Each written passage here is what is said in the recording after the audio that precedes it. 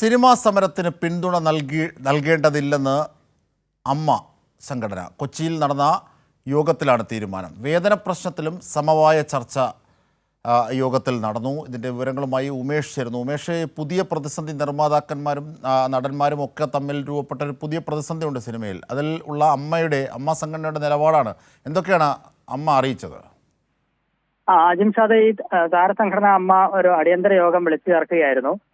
കൊച്ചിയിലുള്ളവരോടെല്ലാം, കഴിയാവുന്നവരോടെല്ലാം ഇന്നത്തെ യോഗത്തിൽ പങ്കെടുക്കാൻ നിർദ്ദേശിക്കുകയും ചെയ്തു. അതിനടിസ്ഥാനത്തിൽ മോഹൻലാൽ, സുരേഷ് ഗോപി അടക്കം അവരുടെ നേതൃത്വത്തിലാണ് ഇന്നത്തെ യോഗം ചേർന്നത്.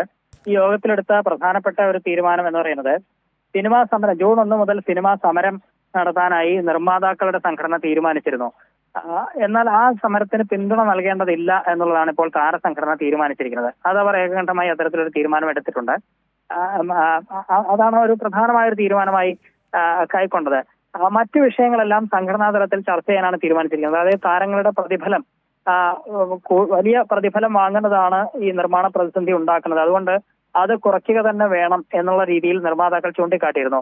ഇത് ഓരോരുത്തരും വ്യക്തിപരമായി എടുക്കാൻ കഴിയുന്ന തീരുമാനം. അത് സംഘടന കൂട്ടായി ആലോചിച്ച് അതുമായി ബന്ധപ്പെട്ടൊരു തുറന്ന ചർച്ചയ്ക്ക് സംഘടനകളുമായി തുറന്ന ചർച്ചയ്ക്ക് തയ്യാറാണ് എന്നാണ് പൊതുവെ അമ്മ യോഗത്തിലുണ്ടായ ഒരു തീരുമാനം. അതിന് സംഘടനാ തലത്തിൽ അവരുടെ ഒരു അഡ്ഹോക് കമ്മിറ്റി അമ്മയിലുണ്ട്.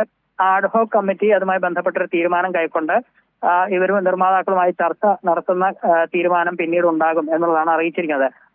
അവരുടേതായ പ്രതികരണങ്ങൾ നേരിട്ട് മാധ്യമങ്ങൾക്ക് മുമ്പാകെ ആരും വന്ന് സംസാരിച്ചിട്ടില്ല. ഒരു പക്ഷെ അവരുടെ വാർത്താക്കുറിപ്പ് വൈകുന്നേരത്തോടെ ഉണ്ടാകും എന്ന് കരുതുന്നു. സമാന്തരമായി ഫിലിം ചേംബറിന്റെ യോഗം കൊച്ചിയിൽ നടക്കുന്നുണ്ട്. ഉച്ച കഴിഞ്ഞ് നിർമ്മാതാക്കളുടെ യോഗവും ഒക്കെ ഉണ്ട്. ഈ യോഗങ്ങൾക്ക് ശേഷം അറിയാനാകും എന്താണ് ഇവരുടെ പൊതുവായ ഒരു തീരുമാനം. ഈ പ്രതിസന്ധിക്ക് അയവ് വന്നിട്ടുണ്ടോ തുടങ്ങിയ കാര്യങ്ങളൊക്കെ ഇതിനുശേഷം അറിയാനാകും എന്നാണ് പ്രതീക്ഷിക്കുന്നത്. അജിംഷ. ശരി ഉമേഷാണ് വിവരങ്ങൾ, വിശദാംശങ്ങൾ നൽകിയത്.